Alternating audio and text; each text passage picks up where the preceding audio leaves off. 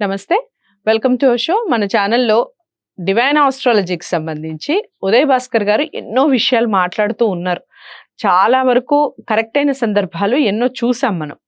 దానికి సంబంధించి ఏపీ ఎలక్షన్స్కి సంబంధించి మాట్లాడుతూ ఉన్నారు. చాలా వీడియోస్ చేసాం ఏపీ ఎలక్షన్స్కి సంబంధించి కూడా. ఇక హిందూపూర్ అనగానే మనకి గుర్తొచ్చే ఒకే ఒక నాయకుడు ఎవరైనా ఉన్నారు అంటే అది మొదటిగా సీనియర్ ఎన్టీఆర్ గారు, ఆ తర్వాత ఇప్పుడు బాలయ్య గారు. సో దీనికి సంబంధించి మాట్లాడుకునే ముందు అసలు పార్లమెంటు స్థానం ఎవరు గెలుస్తారు, అలాగే టీడీపీ అదే కూటమి ఎన్ని స్థానాలు గెలుస్తుంది మరి హిందూపూర్లో, అలాగే వైసీపీ ఎన్ని స్థానాలు గెలుస్తుంది, ఈ విషయాలు మాట్లాడే ప్రయత్నం చేద్దాం. నమస్కారం అండి. సో హిందూపూర్కి సంబంధించి అసెంబ్లీ స్థానాలు ఎన్ని, అలాగే పార్లమెంట్ అసలు ఎవరు గెలుస్తారు దానికి సంబంధించి చెప్పండి. హిందూపూర్ పార్లమెంట్లో 7 అసెంబ్లీ స్థానాలు. కదిరి, ధర్మవరం, పుట్టపర్తి, పెనుగొండ, మడకచిర, రాప్తాడు, హిందూపూర్. ఇక్కడ హిందూపూర్ పార్లమెంట్లో పోటీ చేస్తున్నటువంటి వైసీపీ అభ్యర్థి శాంత గారు 44,000 ఓట్ల మెజారిటీతో గెలుస్తారు. ఇంకా అసెంబ్లీ నియోజకవర్గాలు కదిరి 6,500 ఓట్లు పైచిలుకుతో వైసీపీకి అవకాశాలు ఉన్నాయి. ధర్మవరం 6,000 ఓట్లు పైచిలుకుతో వైసీపీకి అవకాశాలు ఉన్నాయి.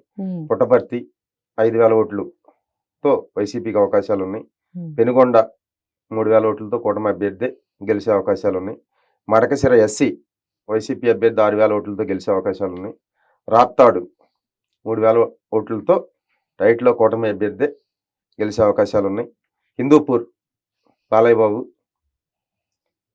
నెల రోజుల క్రితం అయితే 10,000 చెప్పాను, కానీ ఇప్పుడు ఒక 2,000 తగ్గిన 8,000 ఓట్ల పైచిలుకుతో బాలకృష్ణ గారు తప్పకుండా గెలుస్తారు. సో మొత్తానికి పార్లమెంట్ స్థానం మాత్రం వైసీపీకి గెలుతుంది. ఇక్కడ వైసీపీకి 4, కూటమికి 3. ఓకే, తప్పకుండా బాలకృష్ణ గారు హిందూపూర్లో మళ్ళీ గెలుస్తున్నారు. రైట్.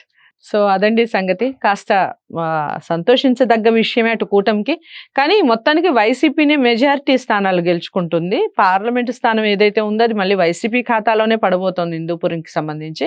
చూద్దాం, ఎలక్షన్స్ జరగాలి, రిజల్ట్స్ రావాలి. రిజల్ట్స్ వచ్చాక కూడా మళ్ళీ ఉదయ్ భాస్కర్ గారితో మనం ఇలాగే ఒక వీడియో చేయాలి. హిందూపూర్కి ఎలా చెప్పారు ఇంత కరెక్ట్గా అని అడుగుతాను, లేదా మీరు చెప్పింది కరెక్ట్ కాలేదు మరి ఏమంటారు అని అడుగుతాము. అప్పుడు చూద్దాం. మొత్తానికి హిందూపూర్ వాసులు అందరికీ కూడా ఈ వీడియో షేర్ చేయండి, ఛానల్ని సబ్స్క్రైబ్ చేసుకోండి. తదుపరి వీడియోతో మళ్ళీ కలుస్తాను. నమస్తే.